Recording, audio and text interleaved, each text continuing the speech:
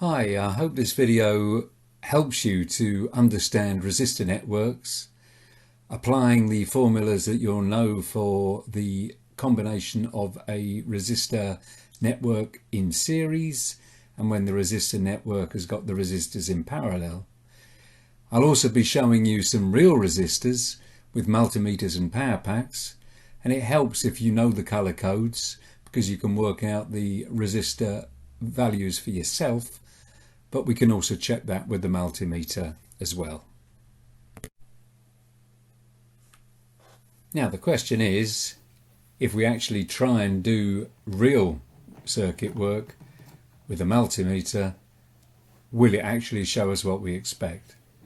Firstly, let me just use the ohm setting. You can see on that first one there, it's actually a set of 100 ohm resistors. There's always a little bit of tolerance, a little bit of variation, but that one's saying 100 ohms. When we go to the next one, let's see what these come out to be. 219.2. These are actually sold as 220 ohm resistors. And again, the final one that I'll be using, let's have a look what it says.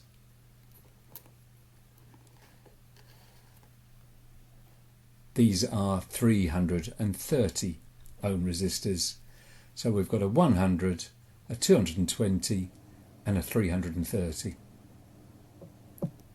Now let's start to combine them using a piece of breadboard to see what we've actually got. And first of all, I've connected it to a power supply so that we've got the breadboard ready, and let me just show you.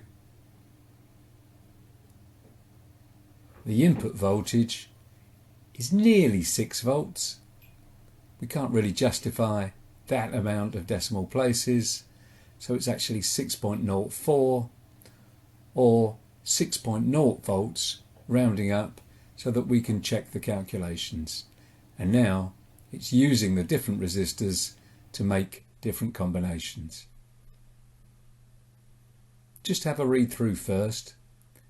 Here are some of the information that you're going to need to know to check voltage and current in a series circuit.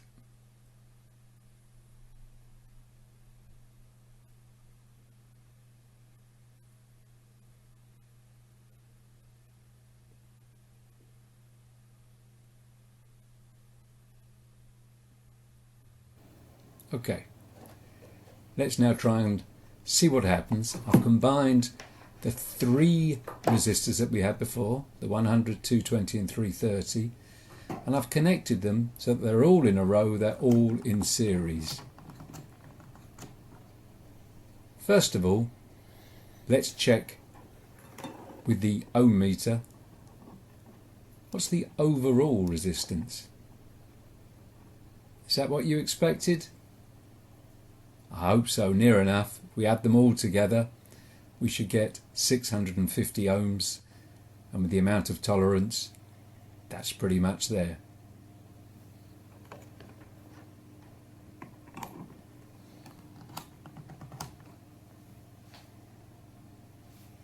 Just to show again, that's now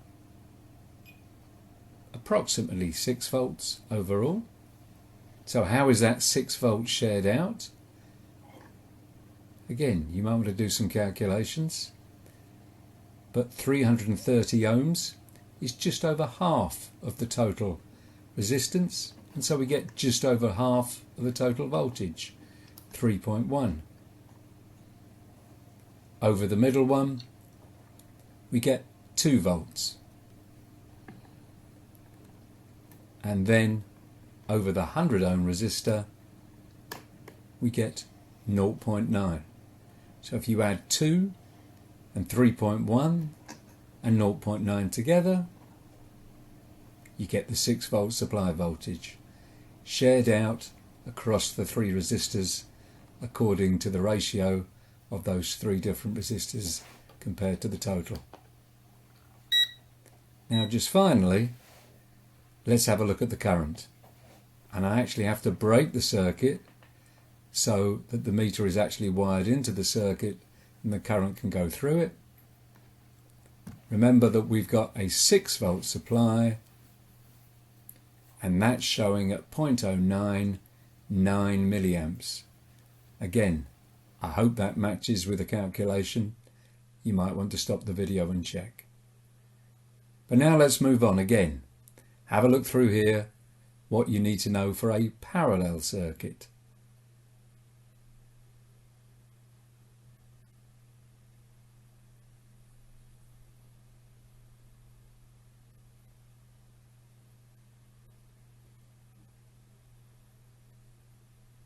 So I'm going to take the 3 resistors and this time connect them in a way that has wired them in parallel. 100, 220 and 330.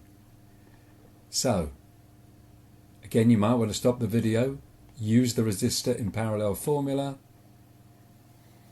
Hopefully you'll get an answer that's something like that. In other words, in practice, the multimeter shows that practice and theory is about correct, and we get, looking at the various different ranges, an answer that's the one we need, of around 57 ohms.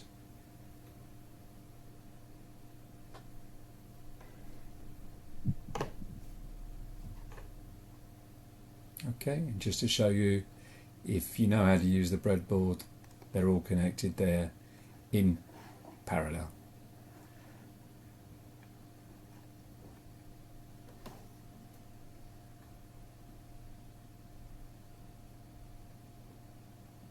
One over 100 plus 1 over 220 plus 1 over 330 gives you a result of 1 over 57.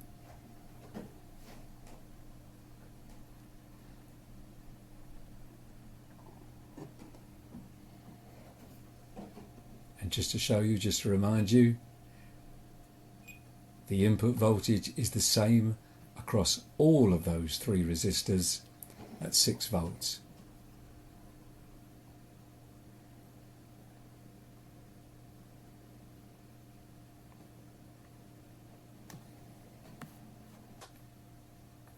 So the last thing to do, can we work out the current? We've got 6 volts and 57 ohms. Again, I'll need to break the circuit to actually wire the ammeter into the circuit. Let's have a look at the reading.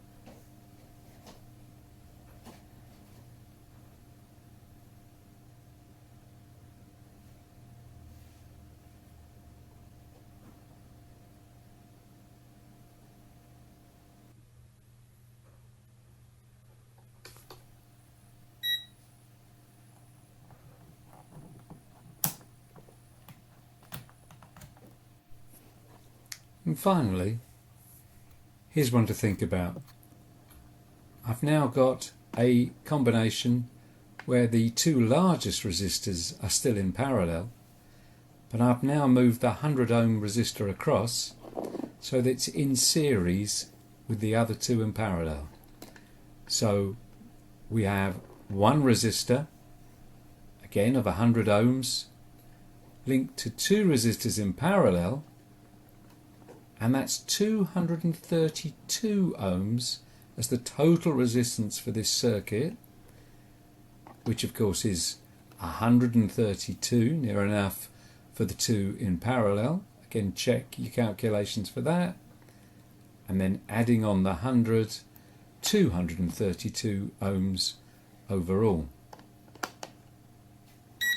Check that again.